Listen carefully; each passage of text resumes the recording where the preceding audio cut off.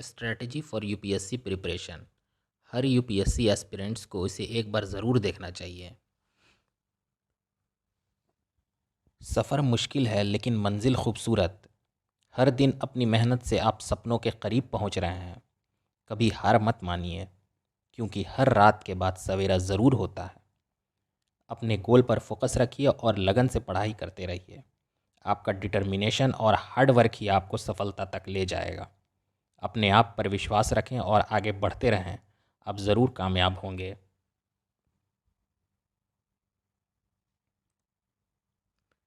Personal trait हम देख लेते हैं पहले कि पर्सनल ट्रेट क्या ज़रूरी है यूपीएससी के लिए।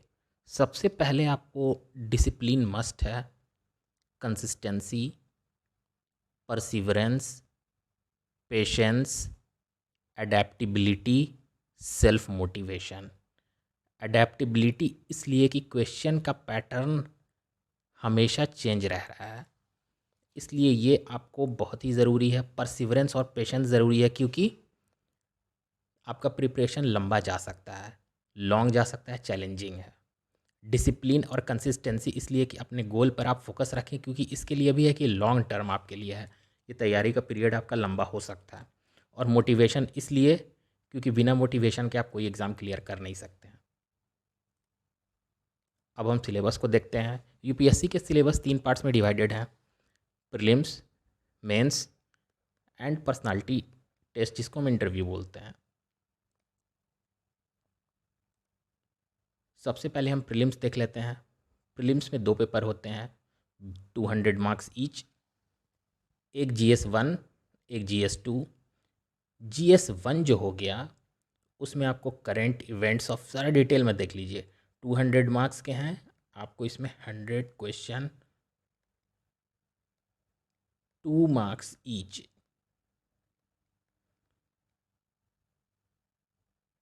टू मार्क्स ईच, 1/3 आपका डिडक्ट होगा रॉन्ग पे।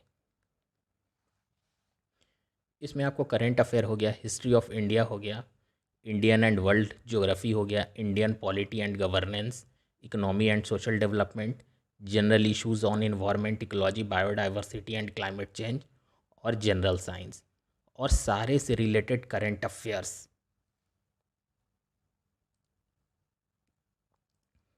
पेपर 2, जिसको कोचिंग वर्ल्ड में CSAT बोलता है, ये भी 200 मार्क्स के रहेंगे, लेकिन इसमें आपको 80 क्वेश्चंस, 2.5 मार्क्स ईच। इसमें आपको सिर्फ क्वालिफाई करना है 33%। बट ये ट्रिकी है, क्योंकि ये क्वेश्चन इधर फ़िलहाल थोड़ा टफ दे रहा है, इसलिए थोड़ा ये ट्रिकी हो जाता है। नॉन साइंस वाले, नॉन मैथमेटिकल बैकग्राउंड वाले इसको थोड़ा ज़्यादा सीरियसली लेंगे। इसमें आपको maths plus reasoning plus English और हिंदी, ये आपको रहता है। मिनिमम आपको 55 क्वेश्चन तो अटेम्प्ट करना ही पड़ेगा इसमें।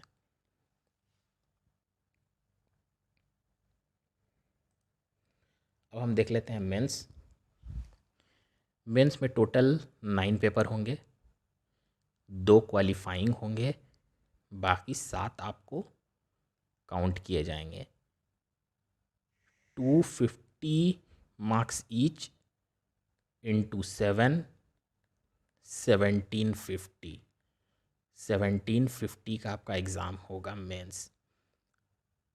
अब पहले देख लेते हैं क्वालिफाइंग पेपर 2 कौन से हैं। एक पेपर ए हो जाएगा आपको इंडियन लैंग्वेज का, पेपर 2 हो जाएगा एक इंग्लिश का।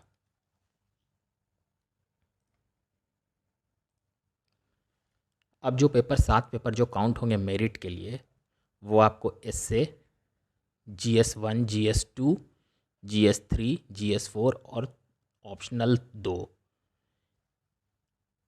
इसमें आपको देखना पड़ेगा, पहले तो एस्से हो गया 250 मार्क्स। GS1 में आपको इंडियन हेरिटेज एंड कल्चर, जिसको आर्ट एंड कल्चर बोलते हैं, history, geography of world and society. Art and culture, history, geography and society. GS2 में आपको governance, constitution and polity, social justice और आईआर इंटरनेशनल रिलेशन। GS3 में आपको science and technology, economic development, biodiversity, environment, security and disaster management. GS4 में आपको हो जाएगा ethics, integrity and aptitude. एक चीज़ इसमें आपको याद करना है कि पेपर 1, 2 और 3 ये आपको बहुत ज़्यादा स्कोर नहीं करने देगा। आपको स्कोर करना है तो एक आपको इससे GS4 और 2 ऑप्शनल। कहने का मतलब इससे प्लस इथिक्स प्लस ऑप्शनल का एक पेपर और सेकंड पेपर, ये 4 पेपर में आपको स्कोर करना ही पड़ेगा किसी भी हालत में आपको क्वालिफाई करने के लिए। आप किसी भी टॉपर का भी देख लेंगे आप मार्कशीट, तो आप देखेंगे कि ये 3 पेपर में बहुत ज़्यादा स्कोर नहीं हो पा रहा है, GS1, GS2 और GS3 में। बाकी इससे GS4 और ऑप्शनल में स्कोर अच्छा आता है। इसलिए ये 4 पेपर पे आपको एक्स्ट्रा फोकस करना पड़ेगा क्वालिफाई करने के लिए। अब हम देखते हैं interview and personality test. Interview आपको हो जाएगा 275 मार्क्स का। नॉलेज तो आपका चेक कर लिया गया है पीटी और मेंस में। ये आपको बेसिकली आपका पर्सनालिटी असेसमेंट किया जाता है कि आपका मेंटल अलर्टनेस क्या है, आप पैनिक तो नहीं कर रहे हैं, आप कॉन्फिडेंट हैं कि नहीं हैं, आप में जजमेंटल क्वालिटी है कि नहीं है, लीडरशिप स्किल है कि नहीं है, इंटीग्रिटी है कि नहीं। इसलिए इसलिए ये आपका पर्सनालिटी टेस्ट है।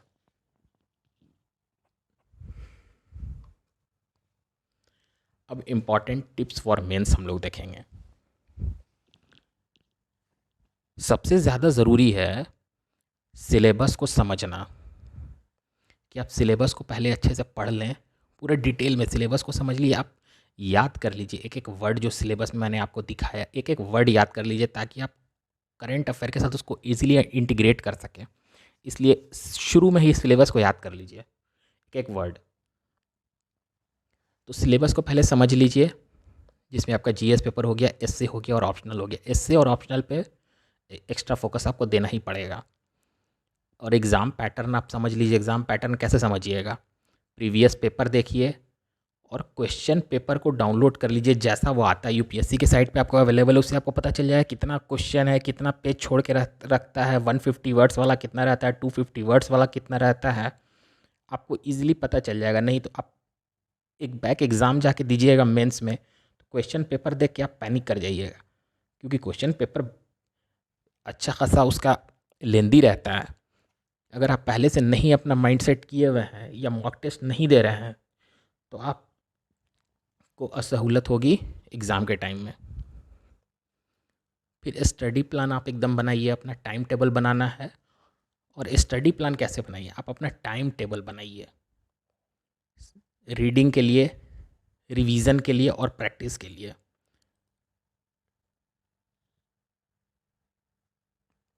और आपको इसमें बैलेंस अप्रोच रखना पड़ेगा। बैलेंस अप्रोच का यहाँ पे सेंस क्या है कि आपको बैलेंस अप्रोच यहाँ पे रखना है कि जीएस पेपर में, ऑप्शनल में, एसए में और करंट अफेयर में आपको बैलेंस टाइम देना पड़ेगा। ये नहीं कि आप सिर्फ पीटी का तैयारी कर रहे हैं, प्रिलिमिनरी का तैयारी कर रहे हैं और ऑप्शनल को आप फोकस नहीं कर रहे, एसए राइटिंग को छोड़े हुए हैं। क्योंकि 250 मार्क्स का आपको एसए राइटिंग भी है, 250 मार्क्स का आपका एथिक्स भी है, 500 मार्क्स का आपका ऑप्शनल पेपर है। इसलिए ये नहीं कि सिर्फ जीएस आप पढ़ रहे हैं, हिस्ट्री ज्योग्राफी, बस हिस्ट्री ज्योग्राफी पॉलिटी बस यही देख रहे हैं, ऐसे नहीं होगा। आपको सारे को बैलेंस लेके चलना पड़ेगा पूरे सिलेबस को। इसलिए सिलेबस को पहले याद करना ज़रूरी है। पूरा याद कर लीजिए, आपके माइंड में रहेगा कि आप कितना पोर्शन अभी कर रहे हैं, कितना आपका छूटा हुआ है।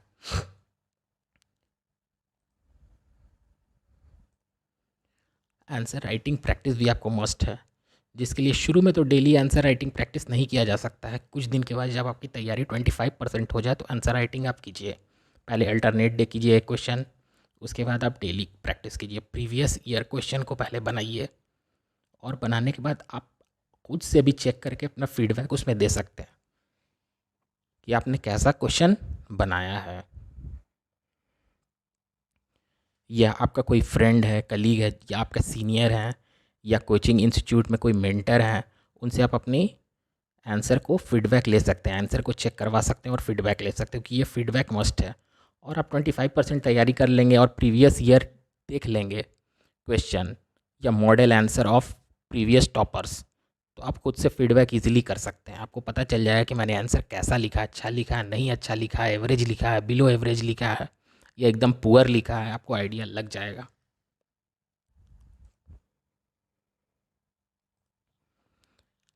अब हम एस्से राइटिंग के लिए देखते हैं। एस्से राइटिंग को भी फोकस इसलिए करना है कि ये स्कोर कराएगा आपको 250 मार्क्स का। इसमें 130 टू 140 भी लाया जा सकता है। इसमें आपको रेगुलर प्रैक्टिस करना पड़ेगा, स्ट्रक्चर आपको बनाना पड़ेगा।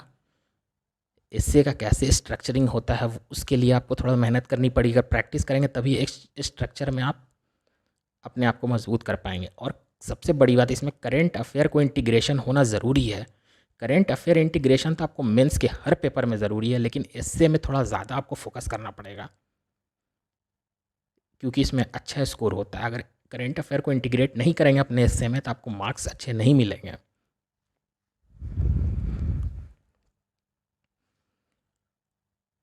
And next is revision. Without revision study किसी काम का नहीं है। आप पढ़ते जा रहे हैं, आप रिवाइज़ नहीं कर रहे हैं, उसको याद नहीं कर रहे हैं, क्या फ़ायदा। इसलिए रेगुलर रिवीजन और नोट्स आपको बना के रखना है, छोटे छोटे कॉन्साइज नोट या माइंड मैप जो आपको एग्ज़ाम के टाइम में बहुत काम आएंगे। एग्ज़ाम के टाइम में सबसे ज़्यादा काम आपको कॉन्साइज नोट्स और माइंड मैप्स आएंगे, इसलिए इसको बनाते चलना है। अब हम देखते हैं ऑप्शनल सब्जेक्ट। ऑप्शनल सब्जेक्ट्स में आपको सबसे पहले उसको वाइजली सेलेक्ट करें। उसमें क्या देखना है, इंटरेस्ट देखिए और आप कंफर्टेबल हैं कि नहीं उस पेपर में, ये देखिए। क्योंकि ये पेपर आपको 500 मार्क्स का रहेगा, दो पेपर 250 ईच। इसलिए इसको आप अपने इंटरेस्ट के हिसाब से सेलेक्ट कीजिए और प्रीवियस ईयर देख लीजिए और उसका थोड़ा सा रेपुटेशन देख लीजिए कैसा स्कोरिंग पेपर है कि नहीं है। और इंटरेस्ट सबसे ज़्यादा मैटर करता है और इसको आपको कंप्रीहेंसिवली एकदम कवर करना पड़ेगा, थोरोली, क्योंकि ये आपको स्कोर कराएगा।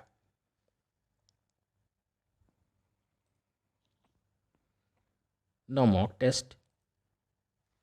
आप मॉक टेस्ट रेगुलरली दीजिए, या तो किसी टेस्ट सीरीज़ को ज्वाइन कर लीजिए या ऑनलाइन फ्री टेस्ट सीरीज़ भी कई रहता है, वो आपको टेस्ट लेता है, वो देख लीजिए जिससे आप अपने परफॉर्मेंस को एनालाइज कर पाएंगे।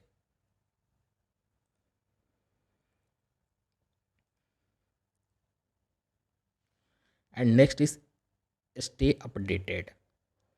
अपडेटेड तो आपको रहना ही पड़ेगा। कहने का सेंस है करेंट अफेयर आपको करते रहना है। करेंट अफेयर मीन्स न्यूज़पेपर आपको पढ़ते रहना है और गवर्नमेंट रिपोर्ट्स जो आते जा रहा है उसे आपको देखते चलना है, क्योंकि आपको मेंस में करेंट अफेयर इंटीग्रेट करना ही पड़ेगा सारे आंसर में। और प्रीलिम्स में आपको करेंट अफेयर से रिलेटेड क्वेश्चन डायरेक्टली भी आते हैं।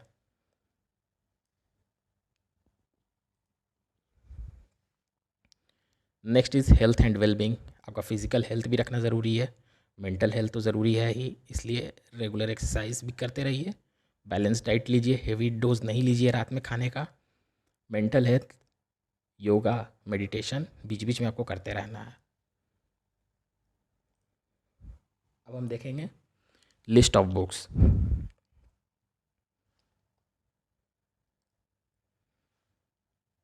लिस्ट ऑफ बुक्स में सबसे पहले हम देख लेते हैं आर्ट एंड कल्चर की बुक। सबसे अच्छी बुक अभी फ़िलहाल तो नितिन संघानिया की बुक है आर्ट एंड कल्चर की। हिस्ट्री ऑफ ओल्ड एनसीईआरटी, ये ओल्ड एनसीईआरटी है। एंशियंट की, मिडाइवल की और मॉडर्न की, 11th और 12th की, 11th एंड 12th। ज्योग्राफी में आप जीसी लियोंग की एक बुक देख लेंगे और NCERT 6 to 12th, और एटलस तो मस्ट है। पॉलिटी के लिए तो M Laxmikanth is best, polity M Laxmikanth. Economics में आप रमेश सिंह की बुक देख लेंगे, एक लेटेस्ट इकोनॉमिक सर्वे और लेटेस्ट एनुअल बजट, ये आपको एकदम याद होना चाहिए।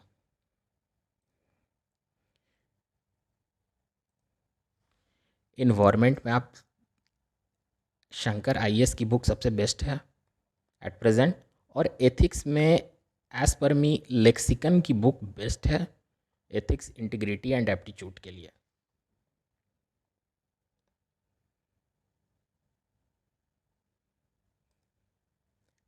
साइंस एंड टेक के लिए आप NCERT की बुक को ही रेफ़र करें, 6 to 12 बेस्ट। बाकी करेंट तो से रिलेटेड पूछता है, लेकिन कोर कंसेप्ट आपको यहाँ मिल जाएगा। एंड फॉर अदर सब्जेक्ट आप किसी भी एक कोचिंग मटेरियल को ले लीजिए, कोचिंग इंस्टीट्यूट के मटेरियल को, और इंटरनेट का हेल्प ले लीजिए, क्योंकि किसी और को कोर बुक अगर फॉलो करेंगे तो वो थोड़ा डायनेमिक पेपर और जो रह गया है वो होता है, तो आपको करंट इंटीग्रेट नहीं मिल पाएगा, कोई फ़ायदा नहीं है आपको सिर्फ वो पढ़ने का।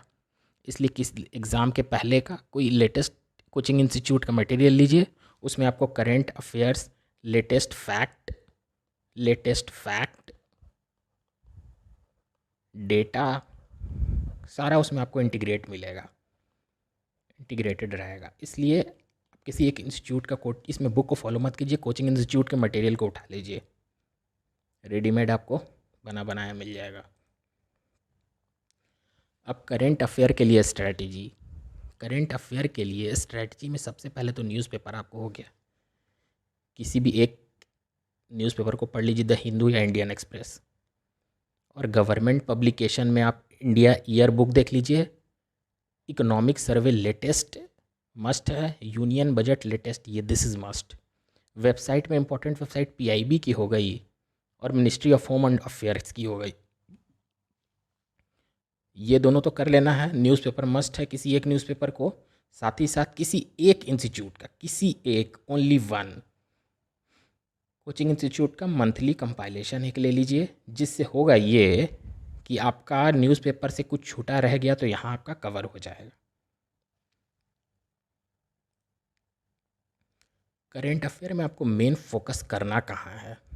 मेन फोकस आपको गवर्नमेंट स्कीम पे करना है, इकोनॉमिक डेवलपमेंट पे करना है, इंटरनेशनल रिलेशन के टॉपिक पे करना है, इन्वायरमेंट और इकोलॉजी के टॉपिक पे करना है,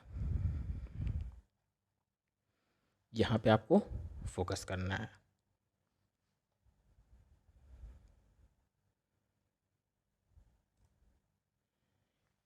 make each day your masterpiece, तैयारी ऐसे करना है कि आपका हर डे मास्टरपीस हो, क्योंकि वास्ट सिलेबस को धीरे धीरे वह कवर करना ज़रूरी है। अपने स्ट्रेंथ और वीकनेस को समझकर स्टडी प्लान अपना बनाएं, हर सब्जेक्ट के कोर कंसेप्ट को समझना और उन्हें इंटीग्रेट करना सीखें। कंसिस्टेंट रिवीजन और रेगुलर प्रैक्टिस से कॉन्फिडेंस बढ़ता है, इसलिए डिफ़िकल्ट टॉपिक्स को टैकल करने के लिए पेशेंस और परसिवरेंस ज़रूरी है। अपने प्रोग्रेस को ट्रैक करते रहें और स्मॉल माइलस्टोन अचीव करके मोटिवेट रहें। याद रखें, UPSC एक मैराथन है, स्प्रिंट नहीं, इसीलिए स्टेप बाय स्टेप पढ़ाई करते रहिए, आप सफल ज़रूर होंगे। Thank you very much.